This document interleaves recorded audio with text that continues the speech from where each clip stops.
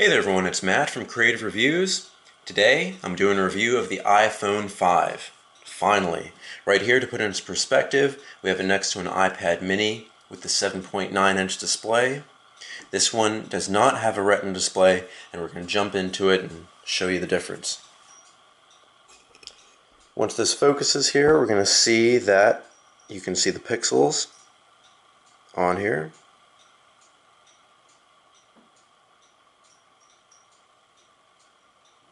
Right there. And at the same distance on the Retina display, no pixels. Very clear. Almost like looking at a direct image. So let's go into the iPhone 5. It's a very light phone. It's lighter than the 4 and the 4S. It has a longer body. The screen is 16 by 9 on the aspect ratio instead of 4 by 3, which all other iDevices have, except for the iPod Touch. But they've kept with the Retina display. They've made it longer, so when you watch videos, it fills the entire screen if it's a widescreen show or movie that you're watching. The brightness is amazing. The weight of this phone is really good. When I first felt the 4 and the 4S, I thought that they were the appropriate weight, and I thought for a little bit that this phone was too light, and it felt a little bit plasticky, even though there's no plastic. It felt too light, and I thought they could have made it thinner and packed more inside.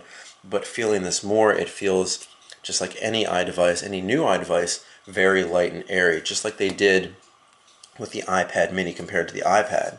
I thought the iPad was an appropriate weight. When I put my hands on this, extremely light. So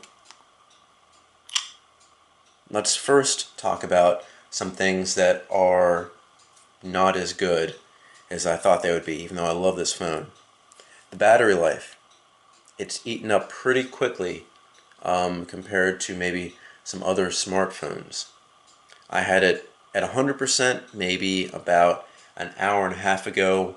I watched a short YouTube video, and I checked some sports scores on ESPN, and the screen was at full brightness, and now it's down to 83. So it's a little bit quick to go, but all I can say is this phone charges up really quickly. You have it maybe on a 15-minute charge on your wall, and it will go from, let's say, 50 to 80, and you'll be able to use it for a while. So what I suggest is having a car charger with you, so you can always have access to some power, some extra juice, and it'll definitely last you throughout the day. You can watch videos, go online, and do everything that you need.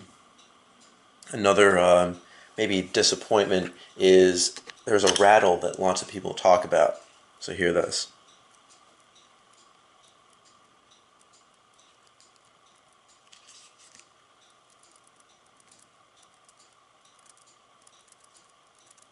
Now that may sound to you like the top button or the side buttons moving around, but it is actually the autofocus of the camera, and that is perfectly fine.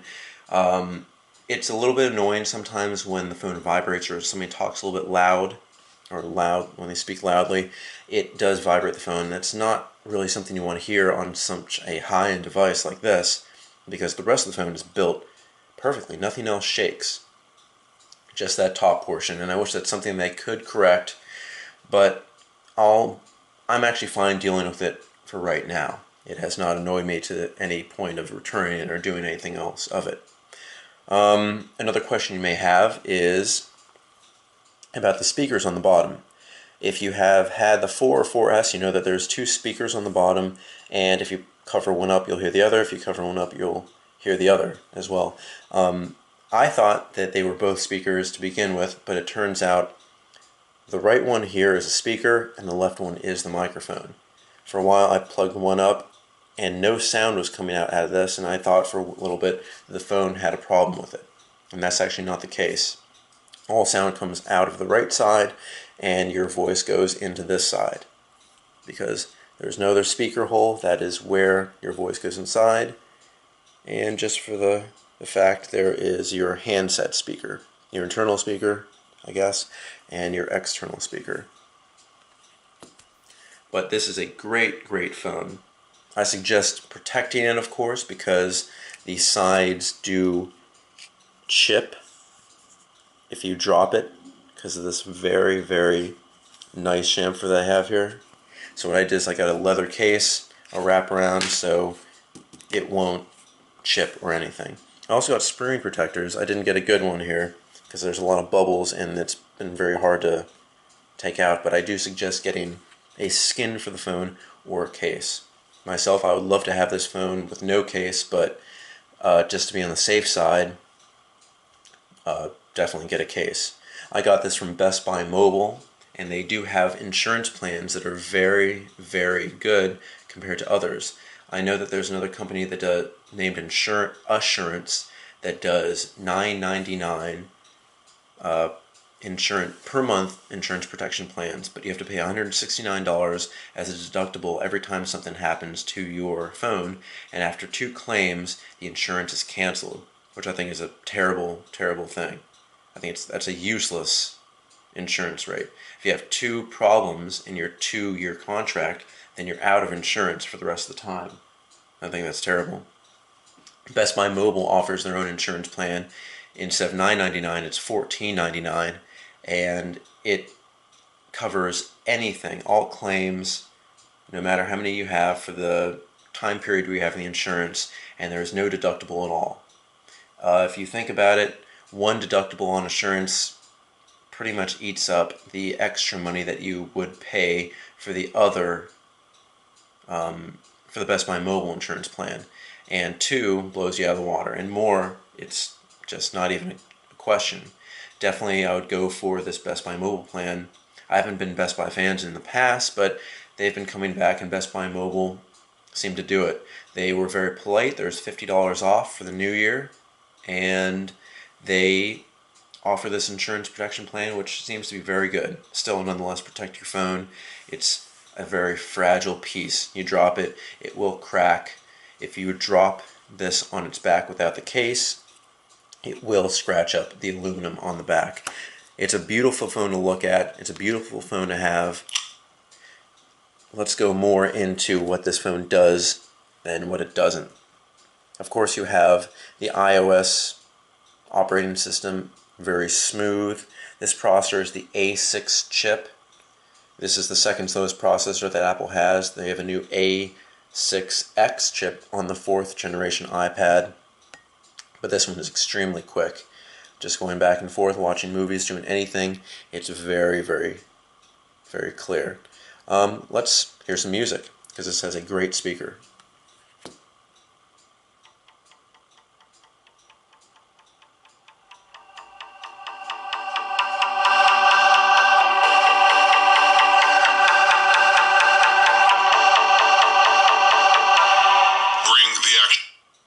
And that sounds great. And just for comparison's sake, we're going to listen to something on here. Let me see if I can find the exact same song.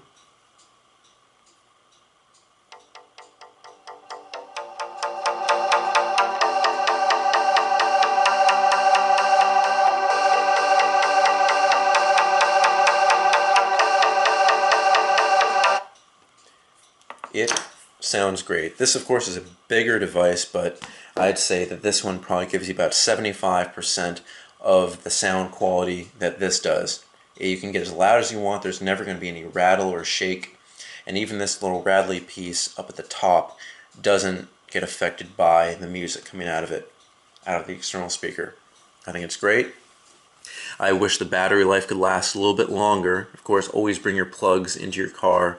Have that car charger, or have it plugged in when you're not using it, or maybe dock it, even though I never have docked it in my computer in my life, and I don't see the reason to, because it syncs everything over Wi-Fi. But let's move on to other things. The camera, great quality. It's an 8 megapixel camera with autofocus. The colors are vibrant. The screen is amazing. What I'll be doing is I'll be posting a video that I've taken, moving the camera around, jerking it around, seeing how the video is played, because the video is also very smooth. And of course, with the 16:9 aspect ratio on the screen. Widescreen videos are recorded like this, and it looks very nice. And of course you have a nice bright flash.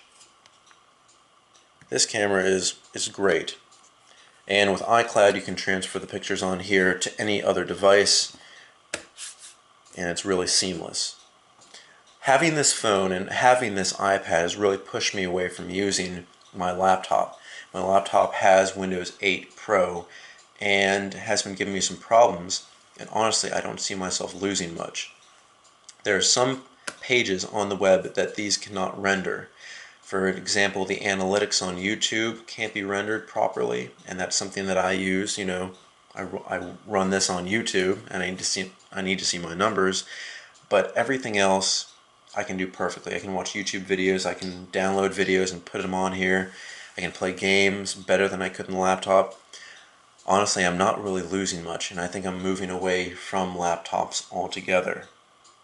I do have a Sony Vaio Z series without a touchscreen, and that's become kind of a burden, having Windows 8, which is a touchscreen centered device, which should have a touchscreen. But if you're looking for something to work on, to have fun with, to basically do everything, this is your device.